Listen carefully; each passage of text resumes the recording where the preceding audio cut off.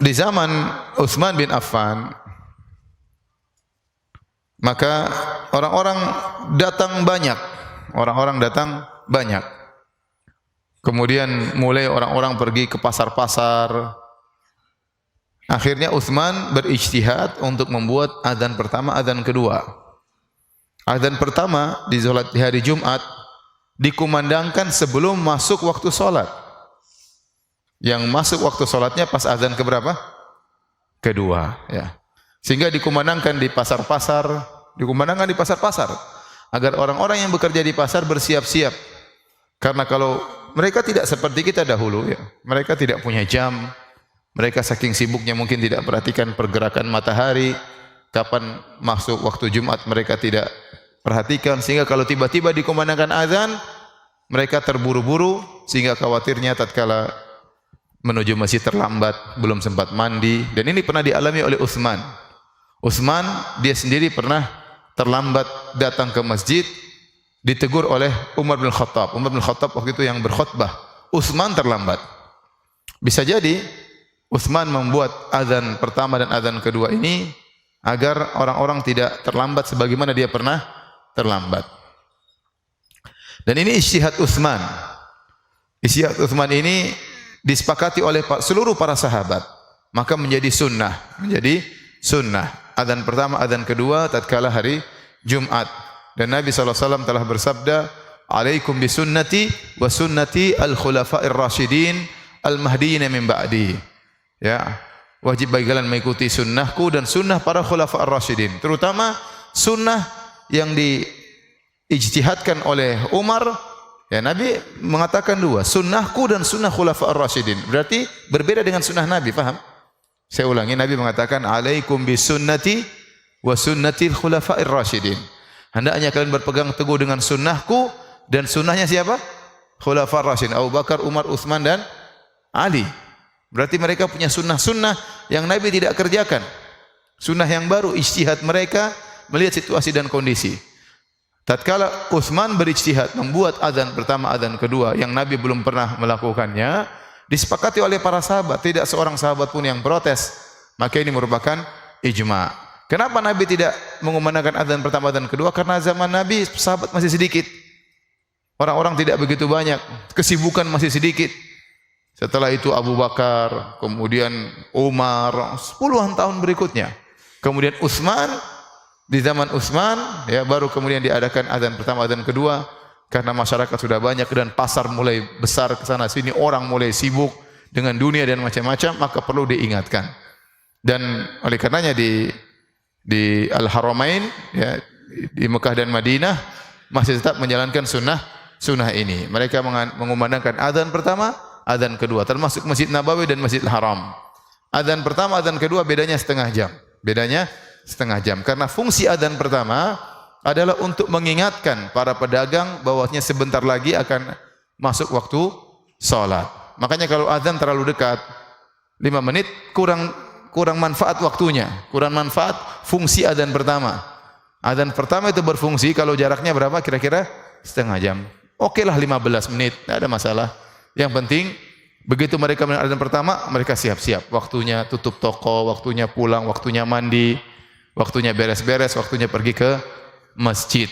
Ya. Dan tidak boleh dikatakan bahwasanya azan pertama adalah bid'ah, enggak boleh. Tidak boleh. Ini pendapat yang keliru. Siapapun yang mengucapkannya pendapat yang keliru. Meskipun diucapkan oleh sebagian ulama, ini keliru. Kenapa? Karena ini ijtihadnya Utsman dan ijma' para sahabat. Dan Nabi nyuruh kita ikuti apa?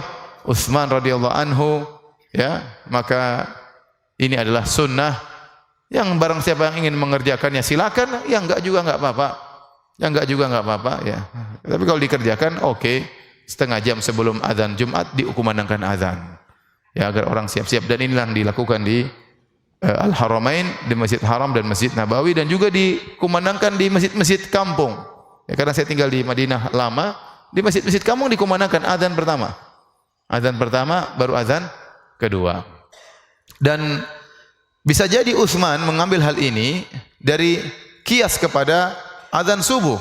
Karena azan subuh di zaman Nabi SAW juga ada azan pertama, azan kedua. Adzan pertama dikumandangkan oleh Bilal, adzan kedua dikumandangkan oleh Abdullah ibnu Ummi Maktum radhiyallahu ta'ala anhuma. Ya, makanya Nabi SAW bersabda tentang waktu sahur. Jadi adzan pertama dikumandangkan oleh Bilal. Ingat, adzan pertama dikumandangkan oleh Bilal itu bukan untuk salat malam, tetapi untuk mengingatkan sudah tiba waktu sahur. Agar orang yang sedang salat malam siap-siap sahur. Orang yang masih tidur segera bangun untuk apa? Sahur. Jadi adzan pertama itu bukan untuk salat malam. Adzan pertama adalah untuk persiapan, sama seperti hari Jumat. Ada adzan pertama, adzan kedua. Adzan pertama untuk agar orang bersiap-siap pergi salat Jumat, sehingga mereka tidak terlambat. Demikian juga di subuh hari ada adzan pertama, adzan kedua. Fungsi adzan pertama bukan untuk salat malam, tapi untuk persiapan salat subuh, dan orang yang belum sahur segera sahur, yang sedang salat malam agar istirahat, siap-siap sahur, jangan sampai kebablasan salat malam lupa untuk sahur. Dan ini Rasulullah SAW mensyariatkannya di awal kali di bulan Ramadan. Adzan pertama, adzan kedua. Adzan pertama, adzan kedua. Kemudian dilakukan oleh para sahabat selanjutnya di setiap hari, bukan cuma di bulan Ramadan, tapi asalnya di bulan Ramadan. Kata Nabi SAW, Inna Bilalan yu'adzinu bilailil. Inna Bilalan yu'adzinu bilailin. Sungguhnya Bilal itu mengumandangkan adzan di malam hari.